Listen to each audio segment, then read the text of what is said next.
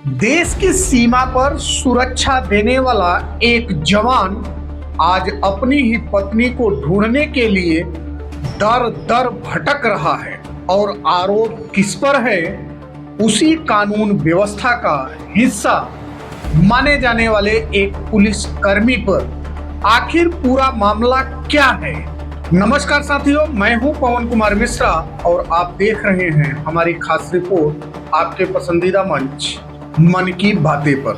साथियों, उत्तर प्रदेश के बुलंदशहर से एक ऐसा मामला सामने आया है जिसने सोशल मीडिया से लेकर प्रशासनिक हलकों तक कई सवाल खड़े कर दिए हैं। दावा किया जा रहा है कि सीआरपीएफ का एक जवान जिनका नाम दर्शन है, जिन्हें देव साहब के नाम से भी जाना जाता है, ने 14 मई को जानवी नाम की एक युवती से प्रेम विवाह किया था। शादी के कुछ दिनों बाद छुट्टियां समाप्त होने पर जवान अपनी ड्यूटी पर लौट गया, लेकिन इसके बाद घटनाक्रम ने ऐसा मोड़ लिया जिसकी शायद किसी ने कल्पना भी नहीं की होगी।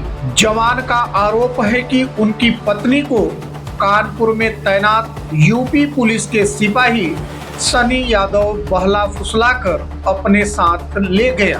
अब जवान अपनी पत्नी की तलाश में अधिकारियों के दफ्तरों के चक्कर काट रहा है और न्याय की गुहार लगा रहा है। एक बार सीआरपीएफ जवान दर्शन की इन बातों को ध्यान से सुने। सीआरपीएफ में तैनात वर्तमान में श्रीनगर में मेरी पोस्टिंग है और मैंने लव मैरिज की थी 14 मई को 2026 में। रमा उर्फ जानवी नाम की लड़की से, दोनों परिवार की सहमति से, लड़की की सहमति से मेरी शादी हुई। शादी के बाद में मैं एक डेढ़ महीने लड़की मेरे पास रही। दरअसल मुझे छुट्टी जाने के बाद में लड़की 10 मई को मेरी बातचीत हुई। मैं 10 मई को बातचीत करके घर पर मैं अपनी ड्यूटी पहुंच गया 10 तारीख में, 10 मई को। और 4-6 दिन बाद में लड़की किसी सन्नी यादव नाम के लड़के के साथ, जो कि कानपुर थाने में तैनात है सिपाही रैंक में, और उसके साथ में सनी यादव आया है मेरे गांव में। मेरे घेर पे गाड़ी ला है, ब्लैक कलर की स्विफ्ट, मेरे नंबर प्लेट की गाड़ी, और उसमें उसे बैठा के बहला फुसला के लड़की को लेकर चला गया है। और उसके बाद में पूछताछ कर रहे हैं तो नहीं बता रहा, मेरे पास नहीं, ऐसा हमें बहका रहा है।